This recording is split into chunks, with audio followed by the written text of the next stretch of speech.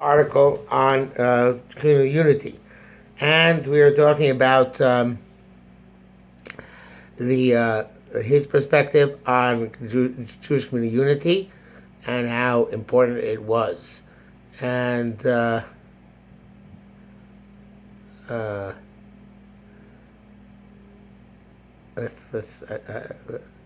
not sure where we started from last time. I think we started from the wrong page. So this is the top of the page, which you have in front of you, and let's start. We're almost what? Orthodox organizations being funded by the non-Orthodox. Yes, that was the wrong page. We started the wrong page. We started the second page of this handout. That was a mistake. Okay, but we'll skip it when we get to it. That's the easy way out of it. So this is from the periodical called Tradition, which of course still exists. It's the periodical of the Rabbinical Council of America. The Rabbinical Council of America was a participant in the Synagogue Council of America, which was the umbrella organization of Orthodox, Reform, and Conservative Jews, and their rabbinic organizations, and it was also the body of choice for Orthodox rabbis who were members of the New York Board of Rabbis or similar boards of rabbis, which were again groups which included Reform, Conservative, and Orthodox rabbis. A couple years ago, when I was in the NYU area for hospital, NYU hospital area for Shabbos, because a grandson was in the hospital, so I davened in one of the local shuls. And I forget the name of the shul. It's a very old shul. It's been there since the time of Abraham Lincoln. I think Abraham Lincoln was sent a letter for its founding or something. And the rabbi, the Orthodox rabbi, was at the time the president of the New York Board of Rabbis, and had a ceremonial ceremonial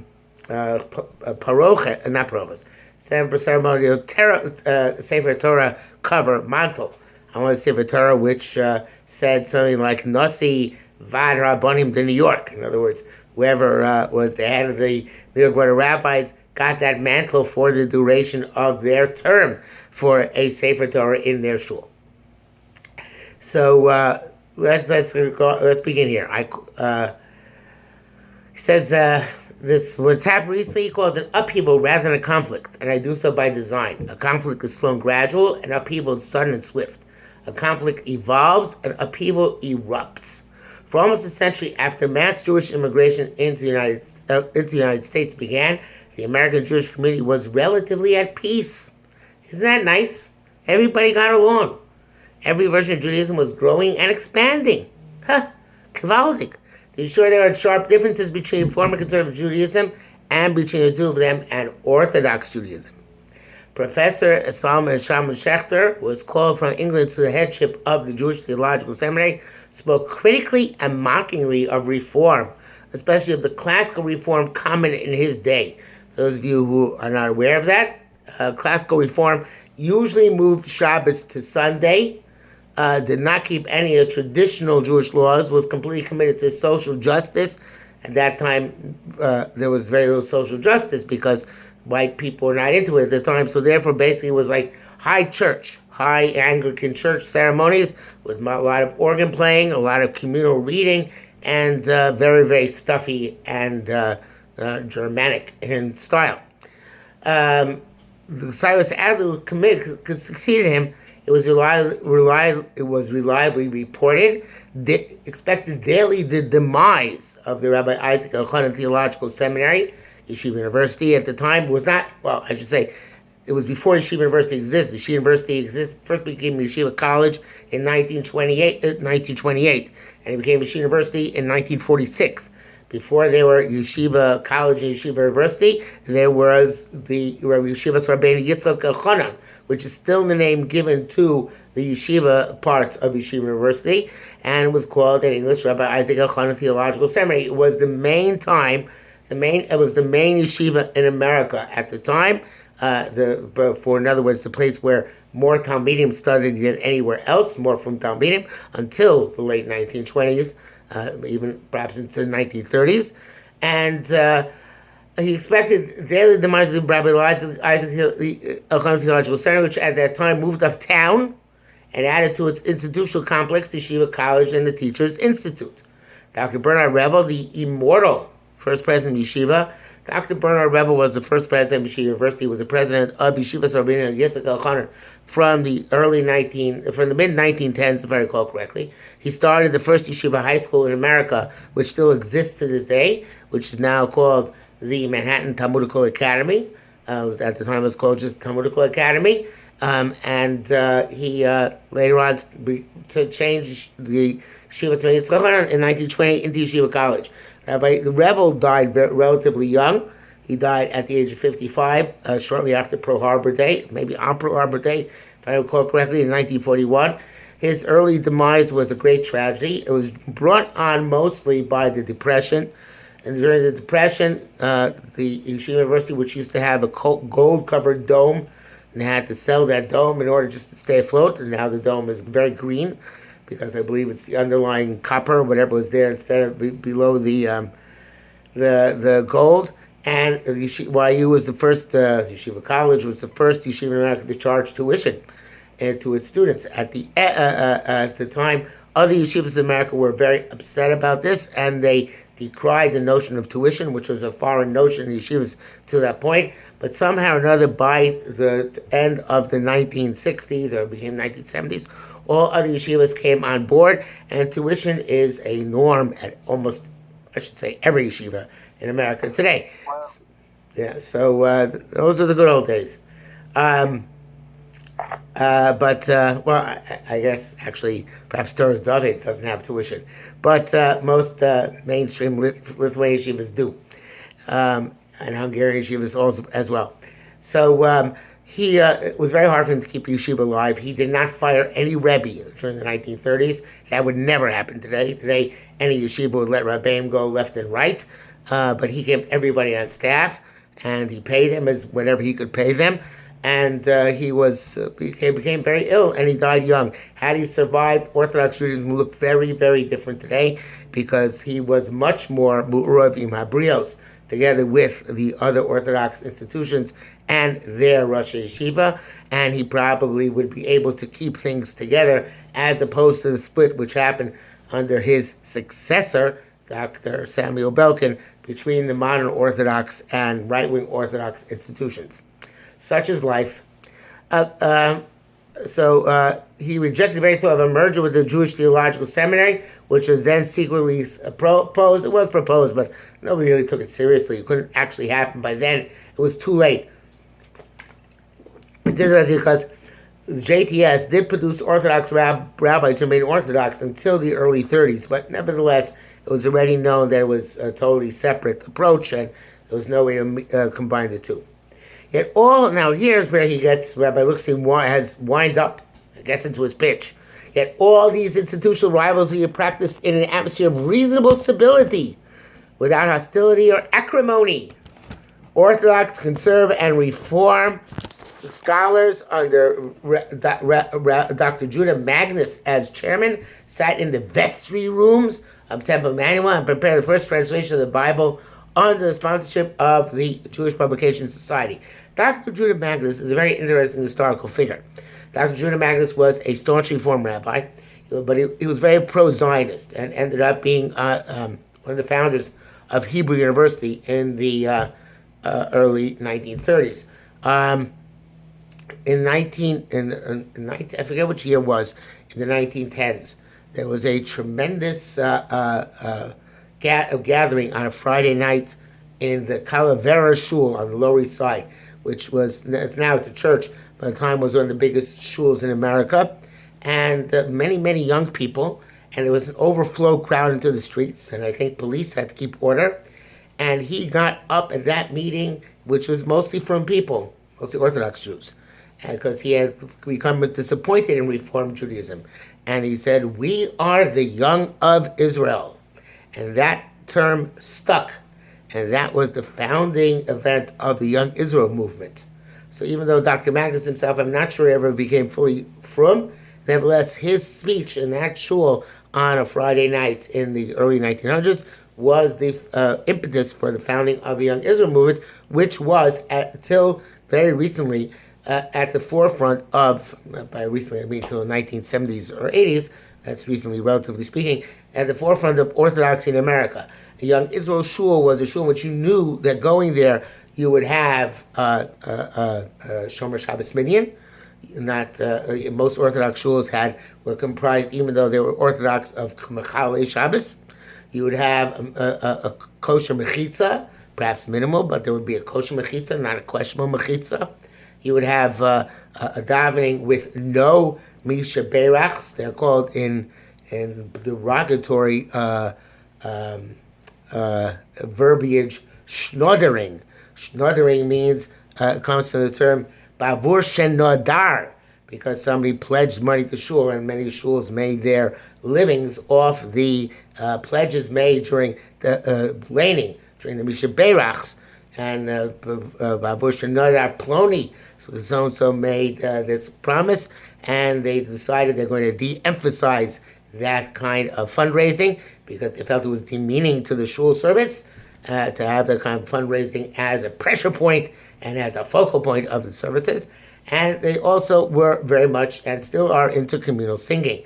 So all those things were hallmarks of the Young Israel movement, which again served as the primary vehicle of young orthodoxy in America well into the 1970s and 80s. Okay, that's about Judah Magnus. An interesting episode which reflected the mood of the day has been frequently told. Professor Schechter, an inveterate smoker, sat in one of the sessions of the Bible Translation Committee in Temple Emmanuel, peacefully smoking a cigar.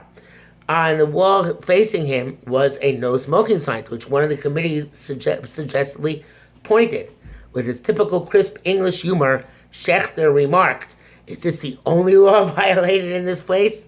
So I guess the point of bringing down the story is to demonstrate how, in the good old days, the conservative also made jokes about the Chilul Shabbos and such like of the reform, and today perhaps they can no longer make some such jokes and get away with it. I want to put, there's another line about another leader of the Jewish Theological Seminary who was Professor Louis Ginsburg, who was a big Talmud Chacham, Talmud of Telz in Lithuania, who then became the head Talmud professor in the Conservative Jewish Theological Seminary for many years, until Saul Lieberman took over his place. And he lived in a building on the Upper West Side. And once a Jew came into the building, which is where the Jewish Theological Seminary is located, and once a Jew came into the building on Shabbos and asked Professor Ginsburg, is it permissible to use the elevator? And Professor Ginsburg said, it's forbidden to use the elevator on Shabbos. So the Jew puffs, goes to the stairs, puffs up and up and up and up, huffing and puffing, finally comes down the same floor as Professor Ginsburg, who's standing there, fresh and completely in breath. And out of breath, the Jew says, "Professor Ginsburg, didn't you tell me it's usher to use the elevator on Shabbos?" And Professor Ginsburg said, "Yes, it is usher to use the elevator on Shabbos." The obvious implication being, yeah, so what? I took it anyway. So this was when, in the days when obviously things were considered to be more chummy and bonds more connected. By the way, once we're up to the topic of Professor Ginsburg, and we're telling historical episodes today, there is a tshuva, a fundamental tshuva that Professor Ginsburg wrote in Hebrew for the at the time of the prohibition, explaining why grape juice is a valid halachic substitute for wine for sacramental ceremonies in Judaism. And obviously, Orthodox rabbis were not so happy with this answer, not because necessarily halachically was incorrect, but because they made lots of money during Prohibition, because the religious institutions controlled the wine licenses and liquor licenses, and therefore anybody who wanted legal liquor went through the rabbis. The rabbis usually were linked to the mafia and the mob in making these sales, but that's a separate story.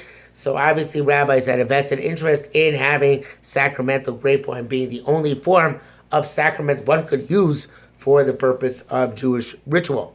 But Professor Ginsburg wrote a tshuva explaining that that's not the case. You use grape juice. Moshe Feinstein has a tshuva about that from many years later, past prohibition. And there's a famous story in yeshivas. I don't know if it's true or not true, but it's the type of story we tell in yeshivas, which is that once upon a time there was a shaila in the Vatican, because as you may know, in the communion ceremonies in Mass, the Catholics use wine in order to represent the blood of the founder of their religion, who was, as he was bleeding on the cross. And so the Vatican, evidently, according to this apocryphal story in Yeshivas, and again, it may be true, I just never looked into it, responded... It is true. It is true? Rabbi, I mean, the rabbi's Rabbi Tversky, I think, and Rabbi Braun asked for Tversky, like, is it true? And he said, yeah. Which Rabbi Tversky? Rabbi Braun Tversky. Oh, yeah? Okay, so the story is true, but the way the story ends in any event is that the Vatican said, yes, it is permitted to use grape juice for communion, because of Moshe Feinstein Paskin that is permitted to use grape juice for Jewish rituals. Okay, but in any event, Louis Ginsburg's tshuva, which was written in the 1930s, was later used by one of the prominent, although without citing it by name, by one of the prominent Orthodox poskim in America, Rabbi Menashe Klein, Chuvas Mishnah Halachos, in order for his justification for allowing use of grape juice for Jewish ritual purposes.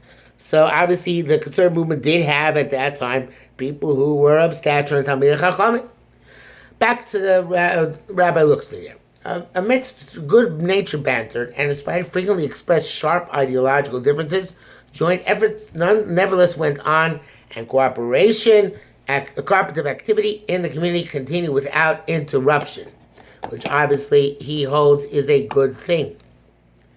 A dramatic example of such activity was provided after World War I, which left East European Jewry impoverished and desolate. American Jewry was the only community able to help. 3 relief committees came into being. The American Relief Committee, predominantly German Jewish in composition and Reform and affiliation. The People's Relief Committee, Socialist and Yiddishist in orientation. And the Central Relief Committee, Rabbinic and exclusively Orthodox in its constituency. The three began their separate and independent labors on behalf of the stricken and suffering. Before long, however, these 3 separate entities merged into one umbrella organization. The American Jewish Joint Distribution Committee came into being, which I believe still exists. Under the United Auspices, the JDC served heroically during and after World War II through the post-Holocaust period in Palestine of Zionist days and now in the State of Israel. To this day, as throughout the 6 decades of the JDC's existence, Orthodox, conservative, and Reform rabbis and laymen planned and labored and served together. They supported Bundist, that means socialist, schools in Poland and yeshivot in Europe and Israel.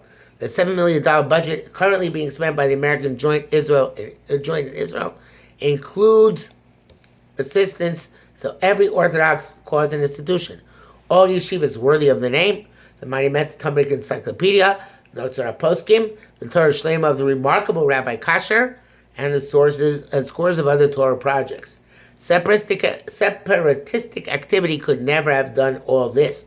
Only coalitional structure and the cooperative labor of all segments of American Jewry made this gigantic enterprise of rescue, relief, and rehabilitation possible.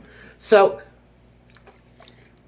a little bit of response to this is that until the 1940s, there really was only one from American Gvir in America. Can you imagine that? One from Orthodox Jew who was very, very rich. His name was Harry Fischel. Harry Fischel was, if you go to many buildings, including the Yeshiva University building built at the time, and you look at the plaques, the head of the building committee will be invariably Harry Fischel. There's a Machon Harry Fischel in Yerushalayim to this day, which is probably the most prestigious institution training Dayanim and Rabbanim in Eretz Yisrael and therefore in the world. The Harry Fisher was a Lithuanian-born Jew who made it rich in America. If I recall from his biography written by his son-in-law, Rabbi Herbert Goldstein, who was an interesting figure in his own way, very significant in American history. He was the first person in America to have a rooftop, which opened up to become a sukkah. And I don't know if I ever confirmed this, but I believe Harry Fischel is the hero of the story, in the story about the Gvir who comes to the Chavetz Chaim and says, "Where is your furniture?" And the Chavetz Chaim says back to him, "Where is your furniture?" And Harry Fischel said, "I left it at home because I'm traveling." And the Chavetz Chaim said, "I left my furniture at home because I'm traveling too. I am traveling back to Olam Haba." So with only one Gvir in American Orthodoxy would not be able to sustain all these many projects and needs which Orthodox Jewish community throughout the world needed. So therefore, it was it was not so ideological as it was pragmatic to have everybody join together in supporting Orthodox institutions. And this went on for a long time, even into the 1980s, that you would frequently find non-Orthodox Jews supporting Orthodox institutions. Most Orthodox yeshivas had auxiliary organizations of men and women who supported them, or not necessarily particularly from at all, because they're very Mechalei Shabbos. Again, the Orthodox community at that time was more elastic than it is today, including many Mechalei Shabbos. Conversely, the Orthodox community of itself was not as affluent as today, and they had to reach out beyond its borders.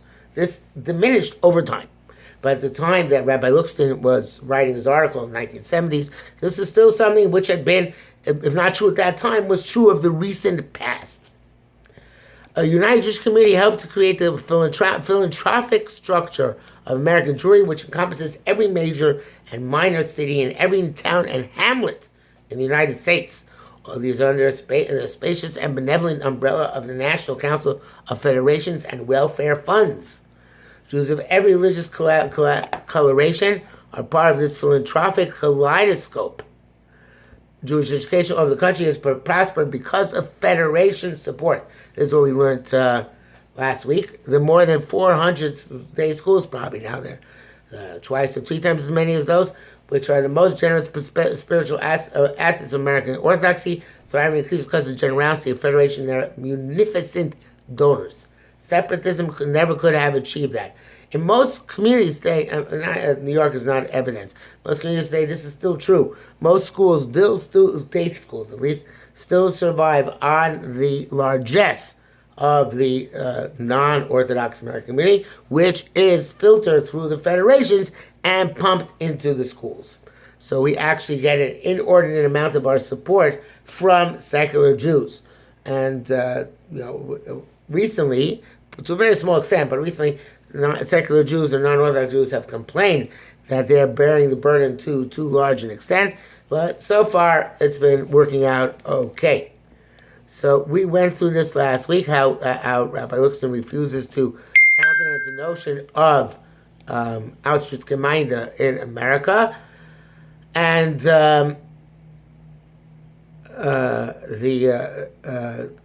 continue on here.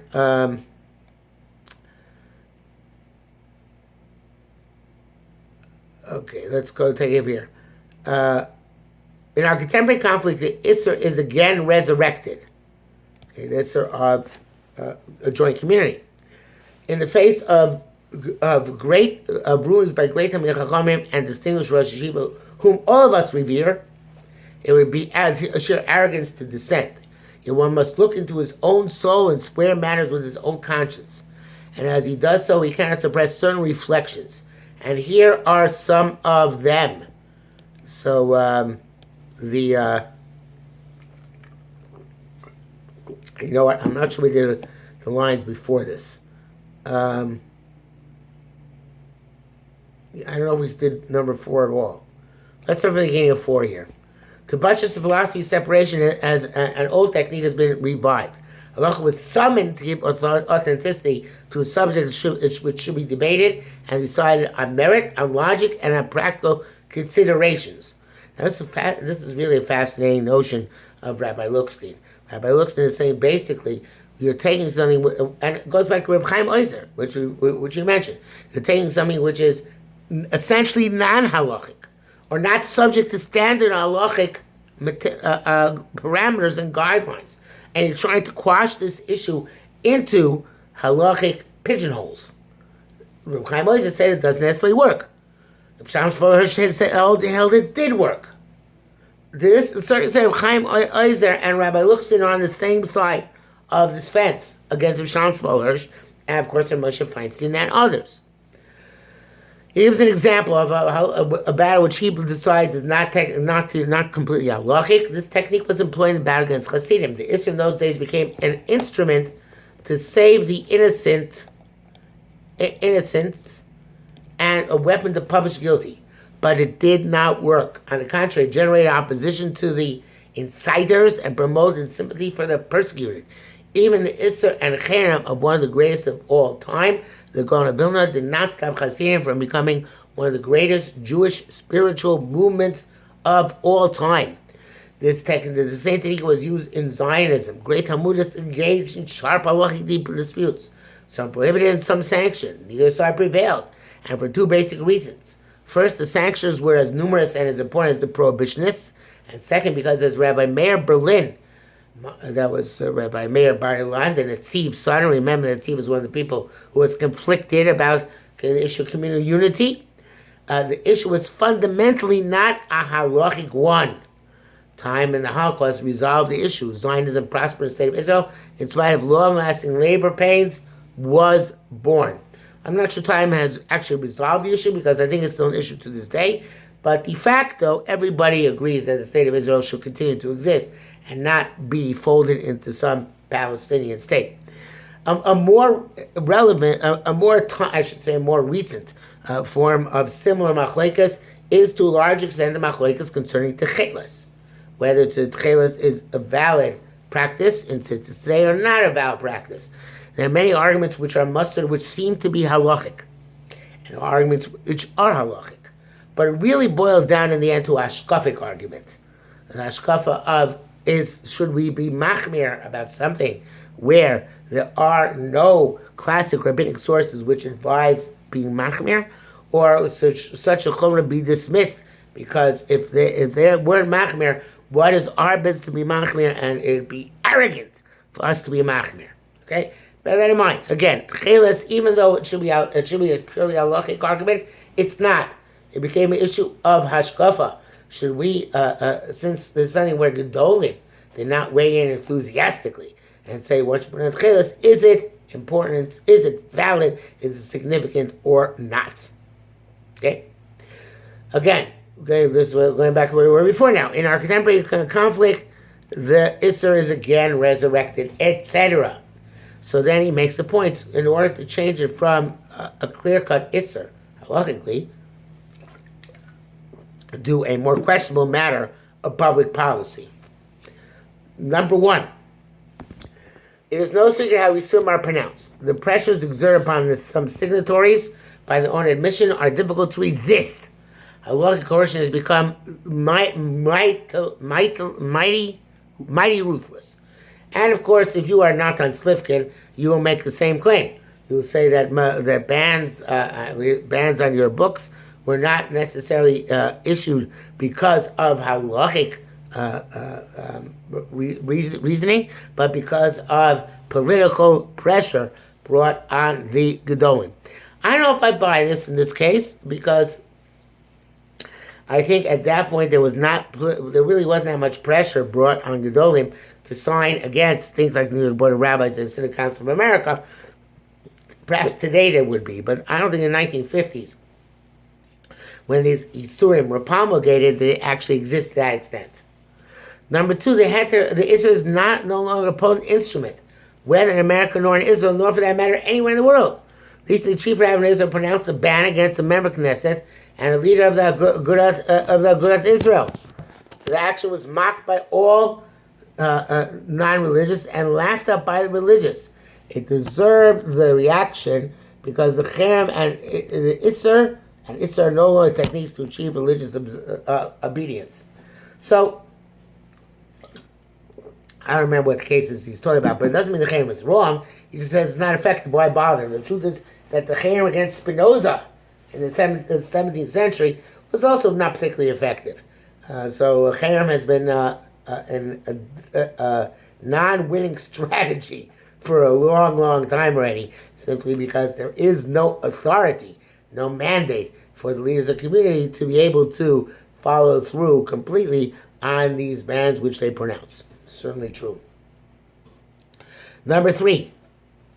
Is it not strange that the advocates of dissension follow a uniform pattern in all instances where unity is an issue? It was true in the case of Zionism. It was manifest religious separation and conflict in Israel, and now confronts us again in our sincere efforts to maintain the solidarity of the American Jewish community. I don't know what that means. In other words, you're basically saying many rights make a wrong. In other words, the people who believe in this, and it happens several times over, they still shouldn't continue because it's become a pattern. So I'm not sure exactly what the issue is with this, but he holds that it's been happened too many times and it's not working properly. Number 4, are ready to turn against our brothers who differ from us and from whom we differ, with whom we differ. That was much more an issue back when Rabbi Luxton was a force on the Jewish stage in America. Today, those bonds of brotherhood with our non-religious co-religionists do not, for better or for worse, we can even stipulate it's for worse, but they don't exist the same way. And therefore, we don't have any compunctions about turning away. They're no longer our brothers, but our distant spiritual cousins. Who knows what the future of Reform and Conservative Judaism will be? Well, we know at the time it was impossible to know. But Reform only exists because that's patrilineal dissent, and Conservative Judaism is dying. The time of Rabbi Luxton was the largest movement in America, in the Jewish movement in America. At the present time, there are notable symptoms of a swing to the right. Classical Reform is dead. A love of Israel has entered the Reformed Jewish hearts. Reform and Conservative day schools are sprouting forth. Every such day school is an entering wedge of Jewish tradition. Sensitive eyes can detect them with a pious intention within Reform ranks. It's not wise and Jewish to draw them closer to us. Okay, so I think it's a little bit late, so we'll stop here for today. If somebody can remember up to number 5, I hope the historical background for those of you who are still interested in this topic has proved to be somewhat edifying. And again, unless I hear from you differently, we'll continue on and probably conclude this series next week. Thank you very much for all those who participated and for all those who listened. Thank you. You're welcome.